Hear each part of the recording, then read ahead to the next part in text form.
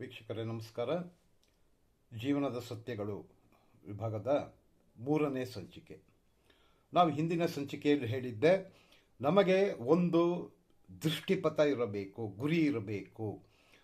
ಒಂದು ದೃಷ್ಟಿಪಥವನ್ನು ನಾವು ಮಾಡಿಕೊಂಡಾಗ ನಮಗೆ ನಿಶ್ಚಿತ ಗುರಿ ಅನ್ನೋದು ಒಂದು ಇರುತ್ತೆ.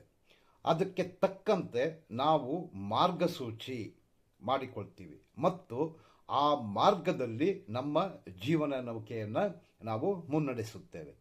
ನಮಗೆ ಜೀವನ ಮಾಡಲು ಕೆಲವೊಂದು ವಸ್ತುಗಳು ಮತ್ತು ಕೆಲವೊಮ್ಮೆ ಹಣ ಇಲ್ಲದಿರುವಾಗ ಅತೃಪ್ತಿ ಮತ್ತು ಅಧೈರ್ಯ ಉಂಟಾಗಬಹುದು.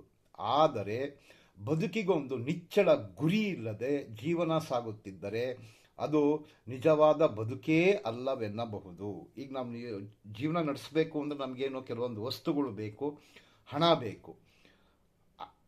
ಇಲ್ಲ ಅಂದರೆ ನಮಗೆ ಅತೃಪ್ತಿ, ಆಮೇಲೆ ಅಧೈರ್ಯ ಉಂಟಾಗುತ್ತೆ. ಆದರೆ ಬದುಕಿಗೆ ಒಂದು ಗುರಿನೇ ಇಲ್ಲ ಅಂದರೆ, ನಿಮ್ಮಲ್ಲಿ ಹಣ ಇದ್ದು, ಐಶ್ವರ್ಯ ಇದ್ದು, ಎಲ್ಲ ವಸ್ತುಗಳಿದ್ದು, ಬದುಕಿಗೊಂದು ಗುರಿ ಅನ್ನೋದು ಇಲ್ಲದೆ ಇದ್ದರೆ ಅದು ನಿಜವಾದ ಬದುಕು ಅಲ್ವೇ ಅಲ್ಲ. ಭಗವದ್ಗೀತೆಯ 2ನೇ ಅಧ್ಯಾಯ 68ನೇ ಶ್ಲೋಕದಲ್ಲಿ ಜ್ಞಾನದ ವರ್ಣನೆ ಮಾಡುತ್ತಾ ಸ್ಥಿತಪ್ರಜ್ಞೆಯು ಯಶಸ್ಸಿನ ಕೀಲಿಯಾಗಿರುವುದನ್ನು ಹೀಗೆ ಹೇಳುತ್ತಾರೆ. ಸ್ಥಿತಪ್ರಜ್ಞೆಯು ಯಶಸ್ಸಿನ ಕೀಲಿ. ಏನು ಹೇಳುತ್ತೆ? ಯಾವ ವ್ಯಕ್ತಿಯು ತನ್ನ ವಿವೇಕದ ಮೇಲೆ ಹಿಡಿತವನ್ನಿಟ್ಟುಕೊಂಡಿರುತ್ತಾನೋ ಅಂಥವನ ಚಿತ್ತವು ಸ್ಥಿತಪ್ರಜ್ಞವಾಗಿರುತ್ತದೆ ಮತ್ತು ಅವನ ಅಂತರಾಳವು ಶಾಂತಿಯಿಂದಿರುತ್ತದೆ. ಯಾವ ವ್ಯಕ್ತಿಯು ತನ್ನ ವಿವೇಕದ ಮೇಲೆ, ವಿವೇಕ ಬುದ್ಧಿಶಕ್ತಿ ಜ್ಞಾನ, ಆ ವಿವೇಕದ ಮೇಲೆ ಹಿಡಿತವನ್ನು ಇಟ್ಕೊಂಡಿರ್ತಾನೋ ಅಂಥವನ ಚಿತ್ತವು ಸ್ಥಿತಪ್ರಜ್ಞವಾಗಿರುತ್ತದೆ ಮತ್ತು ಅವನ ಅಂತರಾಳವು ಶಾಂತಿಯಿಂದ ಇರುತ್ತದೆ. ಆದುದರಿಂದ ನಮ್ಮ ವಿವೇಕವನ್ನು ಹಿಡಿತದಲ್ಲಿಟ್ಟುಕೊಳ್ಳಲು ಪ್ರಾವೀಣ್ಯತೆಯನ್ನು ನಾವು ಹೊಂದಬೇಕು. ನಮ್ಮ ವಿವೇಕವನ್ನು ಹಿಡಿತಗೊಳ್ಳೋಕ್ಕೆ ಅದಕ್ಕೊಂದು ಪ್ರಾವೀಣ್ಯತೆ ಬೇಕು ಮತ್ತು ಮುಂದಿನ ದೃಷ್ಟಿಪಥದೊಂದಿಗೆ ಅದನ್ನು ಬೆಸೆದಾಗ ನಮ್ಮ ಆಯ್ಕೆಯ ಯಾವುದೇ ಗುರಿಯನ್ನು ತಲುಪಲು ನಮಗೆ ಸಾಧ್ಯವಿದೆ. ವಿವೇಕವುಳ್ಳ ಮನುಷ್ಯನು ವೇದನೆಗಳನ್ನು, ಎಡರುತೊಡರುಗಳನ್ನು ಗಟ್ಟಿತನದ ಆಲೋಚನೆಗಳಿಂದ ಎದುರಿಸಬೇಕು. ಮನುಷ್ಯ ಕಷ್ಟದ ಸಮಯದಲ್ಲಿ ನಡೆಯುವಾಗ ಮುಖ,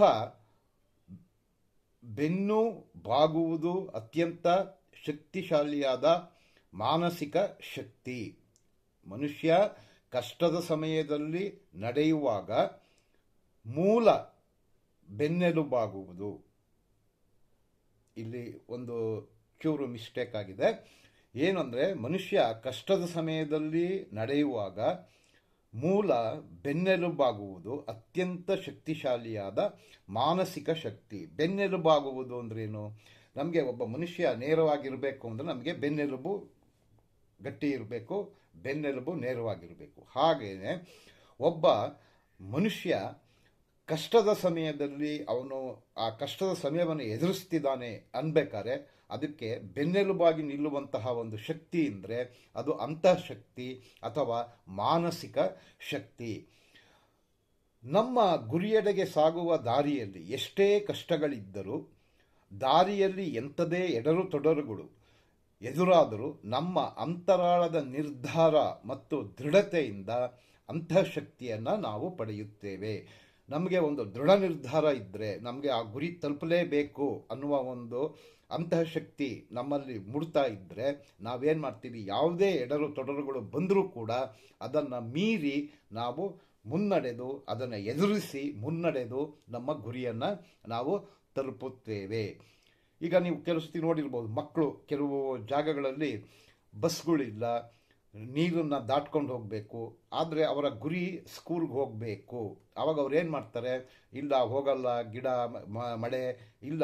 ನಾವು ಟಿ ವಿನಲ್ಲಿ ಅಥವಾ ಮೊಬೈಲ್ಗಳಲ್ಲಿ ನೋಡ್ತಾ ಇರ್ತೀವಿ, ನೀರನ್ನು ದಾಟಿ ಮಕ್ಕಳು ಹರಸಾಹಸ ಮಾಡಿಕೊಂಡು ಹೋಗ್ತಾ ಇದ್ದಾರೆ ಶಾಲಾ ಕಾಲೇಜುಗಳಿಗೆ ಅಂತ. ಅಂದರೆ ಅದು ಒಂದು ಗುರಿ.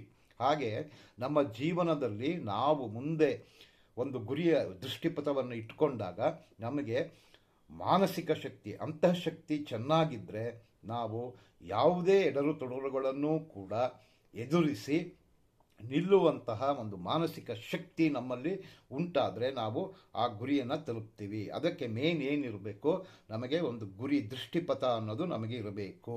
ಆ ದೃಷ್ಟಿಪಥಕ್ಕೆ 2 ಭಾಗ, ಭಾವನೆಯ ಭಾಗ ಒಂದು, ವಿವೇಚನಾಯುಕ್ತ ಭಾಗ ಒಂದು.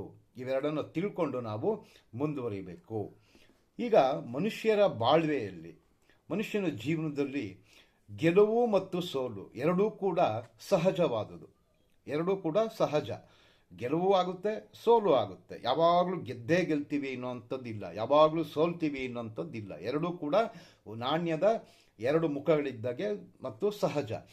ಯಾವುದೇ ಮನುಷ್ಯ ತಾನು ಮಾಡುವ ಎಲ್ಲ ಕಾರ್ಯಗಳಲ್ಲಿಯೂ ಎಲ್ಲ ಕ್ಷೇತ್ರಗಳಲ್ಲಿಯೂ ಬರಿಯ ಗೆಲುವನ್ನೇ ಕಾಣಲು ಸಾಧ್ಯವಿಲ್ಲ. ಅದರಂತೆ ಪ್ರತಿ ಸಲವೂ ಸೋಲನ್ನೇ ಕಾಣುವುದಿಲ್ಲ. ಆದರೆ ಮನುಷ್ಯರ ಬಾಳಿನಲ್ಲಿ ಯಾವಾಗ ಸೋಲುಗಳು ಜಾಸ್ತಿಯಾಗಿ ಗೆಲುವುಗಳು ಕಮ್ಮಿ ಆಗುತ್ತದೋ, ಅಥವಾ ಮುಖ್ಯವಾದ ಸಂದರ್ಭಗಳಲ್ಲಿ ವಿಷಯಗಳಲ್ಲಿ ಸೋಲು ಕಂಡಾಗ ಹತಾಶನಾಗುತ್ತಾನೆ ಮತ್ತು ಒಂದೇ ಕೆಲಸದಲ್ಲಿ ನಿರಂತರ ಪ್ರಯತ್ನಪಟ್ಟು ಪ್ರತಿ ಬಾರಿ ಸೋಲನ್ನು ಅನುಭವಿಸಿದಾಗ ತೀವ್ರವಾದ ಹತಾಶೆ, ಖಿನ್ನತೆಗೆ ಒಳಗಾಗುತ್ತಾನೆ. ಅರ್ಥ ಆಯ್ತಲ್ವಾ? ಯಾವಾಗ ಮನುಷ್ಯ ಅತಿ ಮುಖ್ಯವಾದ ಸಂದರ್ಭ ಅಥವಾ ವಿಷಯಗಳಲ್ಲಿ ಸೋಲ್ ಕಂಡುಬಿಡ್ತಾನೋ ಆವಾಗ ಹತಾಶನಾಗ್ತಾನೆ, ನಿರಾಶೆ ಹೊಂದ್ತಾನೆ. ಆಮೇಲೆ ಒಂದೇ ಕೆಲಸದಲ್ಲಿ ನಿರಂತರ ಪ್ರಯತ್ನ ಪಟ್ಟು ಪ್ರತಿ ಬಾರಿ ಸೋಲನ್ನು ಕಂಡಾಗ ಮಾನಸಿಕ ಖಿನ್ನತೆಗೆ ಒಳಗಾಗುತ್ತಾನೆ. ಆವಾಗ ಅವನ ಮನಸ್ಸಿಗೆ ಏನಾಗುತ್ತೆ, ನಾನು ಸೋತು ಹೋದೆನಾ, ನಾನು ಸೋತು ಹೋದವನ ಎಂಬ ಭಾವ ಮನಸ್ಸನ್ನು ಹಿಂಡಿ ಹಾಕುತ್ತದೆ ಮತ್ತು ನಿರಾಶಾದಾಯಕ ಉತ್ತರ ಬಯಸುವ ಇಂತಹ ಪ್ರಶ್ನೆಗಳನ್ನು ತನ್ನಲ್ಲೇ ಕೇಳಿಕೊಂಡು ಜುಗುಪ್ಸೆ ಹೊಂದುತ್ತಾನೆ. ಇಂಥ ಸಂದರ್ಭದಲ್ಲಿ ನೆನಪಿಡಬೇಕಾದುದು ಹಾಗೂ ತಿಳಿದುಕೊಳ್ಳಬೇಕಾದುದೇನೆಂದರೆ, ಸೋಲುಣ್ಣದೆ ಯಶಸ್ಸಿನ ಬುತ್ತಿ ಕಾಣಲಾಗುವುದಿಲ್ಲ. ಗೆಲುವೆಂಬುದು ಗಮ್ಯಸ್ಥಾನ ಅಂದರೆ ಕೊನೆಗೆ ಸೇರಬೇಕಾದ ಸ್ಥಳ. ಸೋಲುಗಳು ದಾರಿಯಲ್ಲಿ ಮಧ್ಯೆ ಬರುವ ಅಡೆತಡೆಗಳು. ಧೈರ್ಯದಿಂದ ಮತ್ತು ದೃಢ ನಿಶ್ಚಯಗಳಿಂದ ಅಡೆತಡೆಗಳನ್ನು ದಾಟಿದರೆ ಸೋಲನ್ನು ಮೆಟ್ಟಿ ಯಶಸ್ಸನ್ನು ಹೊಂದಬಹುದು.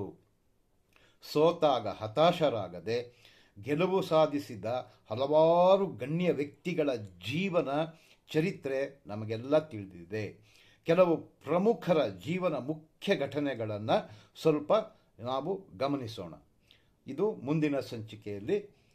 ನಮಸ್ಕಾರ ವೀಕ್ಷಕ ಬಂಧುಗಳೇ, ದಯವಿಟ್ಟು ಚಾನಲನ್ನು ಸಬ್ಸ್ಕ್ರೈಬ್ ಮಾಡಿ, ಗೆಳೆಯರೊಂದಿಗೆ ಶೇರ್ ಮಾಡಿ ಹಾಗೂ ಪ್ರತಿ ಸಂಚಿಕೆಯನ್ನು ನೋಡುತ್ತಾ ಇರಿ. ನಮಸ್ಕಾರ.